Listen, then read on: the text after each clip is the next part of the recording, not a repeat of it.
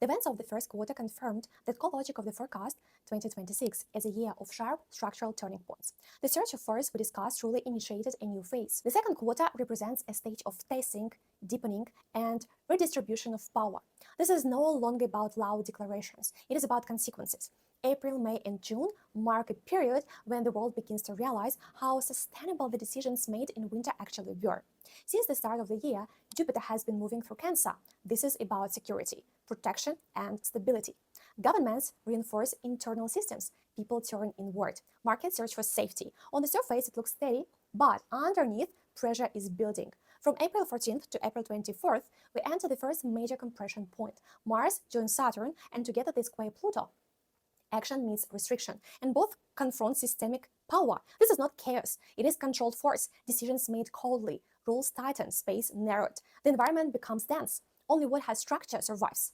Then, in late April, both Mars and Saturn form a square to Jupiter. Expansion collides with limits. There is ambition, but no excess resources. There is desire to grow, but the system demands discipline. Mars square Jupiter runs nearly through the end of May, bringing overreach, pressure, and attempts to push forward. Saturn square Jupiter adds weight. Budget tightening, regulatory hardening, structural correction. May becomes the month of one unavoidable realization. Growth without foundation collapses. By mid-June, the focus shifts upward. Pluto opposes Venus in Leo, and Venus is aligned with Jupiter. Visibility, prestige, large capital, public power. Pluto tests all of it. Financial exposure, power struggles, reputation under pressure. This is not noise, it is revelation. On June 23rd, Pluto moves into opposition with Jupiter itself. Now the conflict rises to ideology, law, belief systems, authority. Who defines expansion? Who controls direction?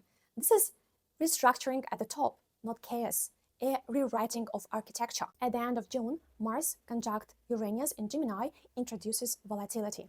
Sudden news, information shockwaves, cyber disruption, technological shifts, a turn few anticipated. And on June 30th, a tense full moon forms under Saturn's pressure. Emotion cools, fatigue settles in, the collective field feels heavy. Now let's step back and look at the pattern.